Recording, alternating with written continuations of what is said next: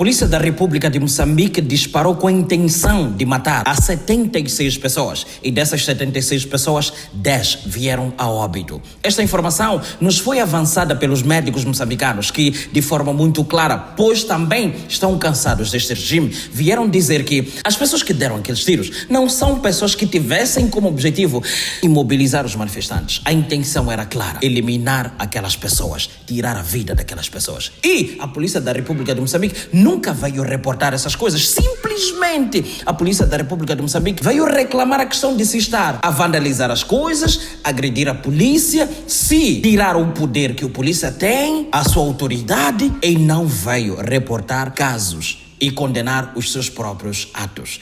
Quem nos veio salvar nisto é apenas a turma dos nossos médicos moçambicanos, que também estão cansados, são devidos, são mal pagos pelo governo do dia. Sempre que eles tentam negociar, são chamados. Alguns recebem chamadas, alguns recebem ligações das tais pessoas superiores, para que essas pessoas não continuem com as suas manifestações. Mas as reivindicações dos médicos sempre foram claras: nós queremos melhores condições de vida. Tenho muitos amigos, muitos parentes meus, médicos, que estão a reclamar, não conseguem ter uma vida estável. E hoje vieram nos elucidar com relação àquilo que o governo do dia está a tentar, aqueles que mandam estão a tentar ocultar, principalmente a Polícia da República de Moçambique e o nosso presidente de Moçambique.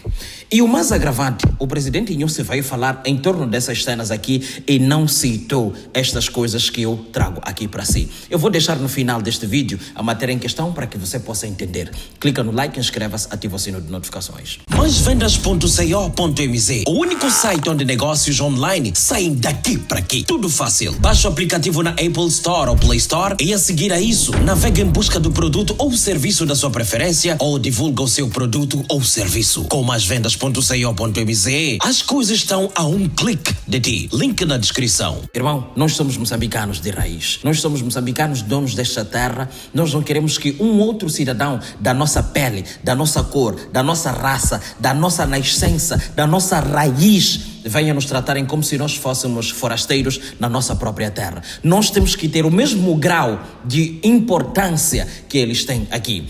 Aqueles cargos que eles ocupam são cargos que nós atribuímos a eles e nós agora estamos a caminho de lá para podermos tirar. Venâncio Mondlane convocou uma marcha massiva do Rovuma a Maputo, de todos nós, que nós devamos marchar rumo à capital de Moçambique, Maputo, para que possamos fazer de tudo, a pressão certa, para que aqueles irmãos ali possam largar o poder e entregar o poder a quem merece receber esse poder. Na Procuradoria, no Conselho Constitucional, se está a levar um trabalho. No Conselho Constitucional, recebeu-se 300 kg de documentação que comprova a vitória de Venâncio Mondlane, apesar de não se ter tido acesso a todas as atas e editais das eleições de 9 de outubro. Mas, pelo menos até lá, Venâncio Mondlane diz possuir uma vantagem de 53%. Contra esta vantagem que dizem que Venâncio tem, que é desvantagem de 20%. E são os tais 20% que estão a tirar sono ao partido Frelimo neste exato momento. E Filipe Inhosse precisou se reunir de emergência com os seus embaixadores e solicitar que os embaixadores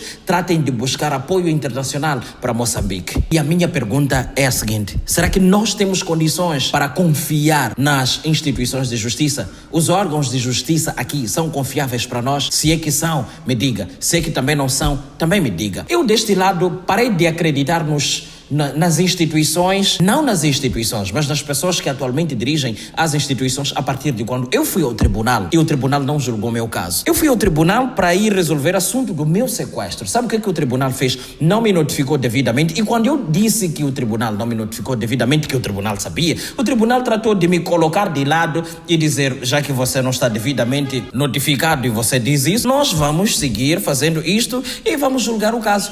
Julgaram o caso sem a minha participação. E eu simplesmente vi a minha situação sendo tratada em como se eu fosse um Zé Botão. Quando fui à televisão, na televisão eu estava para expor as coisas. O que é que aconteceu? As ordens superiores teriam feito com que o programa de Fred José fosse cortado. E eu não pude expor as coisas. Eu fui atrás dos órgãos de justiça. As instituições de justiça fizeram um pouco o caso desta cena. Só que é uma coisa que essa malta se esquece. Os sistemas, os regimes caem. E quando caem os regimes, existe uma coisa chamada justiça. Eu Sou aquela bomba que explode a longo prazo. Seja eu, minha família ou qualquer outra. Isto aqui não é uma coisa que ficou só comigo. É missão da minha família inteira. Daqui a mais um instante, procurar as pessoas que estiveram envolvidas no meu caso. E vão ser encontradas. Encontradas essas pessoas vão ter que sentar na barra do tribunal.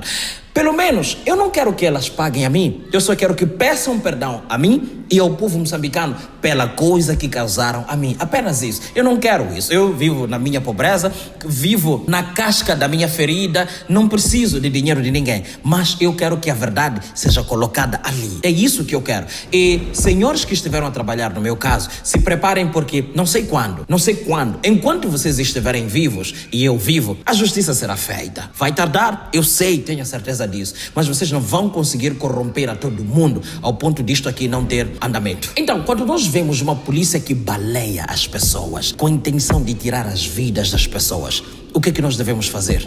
Quando a polícia nos ataca numa situação em que nós não estamos armados, o que é que nós devemos fazer? Irmãos, nós temos que ir atrás daquilo que é nosso. Temos que lutar, temos que fazer de tudo. E eu volto a dizer, há rumores de que Venâncio vai sentar para poder conversar. Nhosi já adiantou dizer aqui que ele dispensa toda e qualquer tentativa de negociação com Venâncio Mondlane, porque ele não está se a comportar como quem queira ser governante neste país. E eu digo assim, Venâncio não tem necessidade de negociar com a Frelimo, porque quem ganhou é Venâncio e não a Frelimo e o seu candidato. Tendo eles perdido, eles é que têm que negociar. Agora, Venâncio não precisa sentar com eles para poder negociar. Número 2, Venâncio, ai de ti se ousares sentar e negociar com esses manos e eles te atrapalharem, porque isto e tal, e tu não chegares ao poder. Irmão, eu hei de fazer o seguinte. Aqui está o roteiro. Gravar um vídeo a mostrar a minha indignação, se a coisa não me convencer. Depois, iniciar uma manifestação pacífica rumo à sua casa. De mim sozinho, não vou chamar ninguém. Minha manifestação sozinho. Eu hei de ir para a sua casa, ir sentar na sua casa e dizer: precisamos assinar um memorando de entendimento, onde o Senhor sustenta a mim, os meus filhos, os meus pais, os meus primos, os meus avós, toda a minha família, todo mundo da minha família. O Senhor terá que sustentar. É isso, porque nós depositamos a nossa confiança em si. Então, o Senhor que precisa fazer agora é se manter em pé e lutar para poder defender os interesses do povo moçambicano.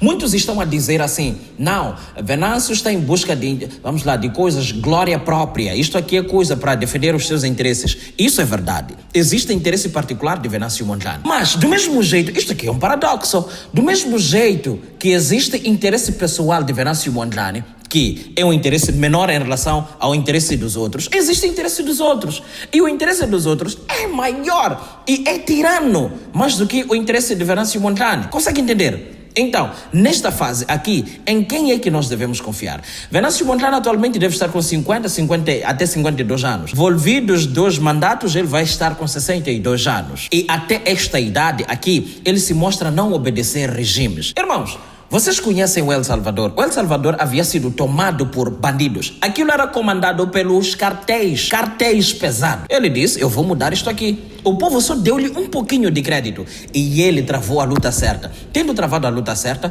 ele conduziu El Salvador a um dos melhores destinos, seja turístico, para negócios e qualquer outra coisinha. Isso em pouco tempo. E Bukele conseguiu se reeleger. Encontrou uma brecha dentro da Constituição que lhe permitia fazer essa cena. Agora, eu tive uma ideia aqui. Há um risco se a Frelimo se eleger. Se a Frelimo montar o seu governo, vendo a pressão que o povo está aqui a fazer, poderá alterar a Constituição. Terá legitimidade para fazer isso por causa da maioria no parlamento, ok? Então, manos, o que eu quero vos dizer é o seguinte: precisamos nos perguntar que tipo de polícia nós temos, que tipo de manos nós temos, que tipo de ordens, qual é a corporação mesmo que nós temos? Defende a nós ou defende a eles? E quem são esses eles? Os tais superiores. Afinal, para um início de conversa, quem é que manda na Frelimo? Quem é que decide na Frelimo? Quem são as pessoas? Porque nós podemos estar aqui a falar, sendo que aqueles que decidem estão ali, estão a ser aplaudidos. Quem é que decide? Quem são os headmasters da Frelimo? São esses que nós precisamos começar a falar a respeito. São esses. Procurando entender quem é, o que pensa, como é que pensa, o que tem de visão com relação ao futuro. É sobre isso que nós estamos aqui a falar. Então, eu deixo aqui um trecho da parte em que os médicos dizem o que é que realmente aconteceu. Clica no like, inscreva-se, ativa o sino de notificações. E mais uma vez, irmãos, vamos lá ser civilizados. Nada de violência, nada de parte, nada de nada. É simplesmente dizer, eu não concordo, eu não quero, eu quero isto, eu desejo isto. Apenas isso. De forma pacífica, completamente pacífica, 100% pacífica. E se nós pudermos carregar as nossas rosas ou algum pano branco assim, circularmos com símbolo de que nós somos pelo amor, pela paz, irmãos, isso vai ser bom. Eu gostava que nessa caminhada que vamos fazer, a malta saísse com flores e que dissesse para os polícias, nós vos amamos. Nós vos amamos. Vocês vão ver os polícias a caírem em prantos e não vai acontecer essa coisa de darem tiros para nós. Não vai acontecer. Eles vão cair em prantos e vão dizer, nós somos povo também. Porque polícia é povo também. Como disse Kiba da Seven. Isto aqui, se for a merda, vai a merda para a polícia também. Então, temos que colocar as nossas mãos nas nossas consciências. Ordens superiores, abaixa. Viva o povo que vai estar no poder daqui a pouco. Fui e veja aí. O período compreendido entre os dias 18 e 26 de outubro foram apurados 73 casos de baleamento, repito, 73 casos de baleamento, resultando em 10 óbitos. O mais agravante, segundo a Associação Médica, é que lesões e mazelas em corpos das vítimas demonstram claramente que, ao atirar, a polícia tinha a intenção de matar. De acordo com as lesões, os locais em que as lesões são desferidas, é possível claramente ter uma ideia de qual era a intenção. Se era uma intenção unicamente de imobilizar o cidadão ou se era uma intenção clara de retirar a vida ao cidadão. Em muitos dos casos, na maioria desses casos, estamos a falar desses 10 casos que estamos aqui a referir, na sua maioria eram lesões que, pela sua posição e a forma como foram produzidos, dão-nos a entender de que havia muito provavelmente uma intenção clara de ceifar a vida, retirar a vida desse cidadão.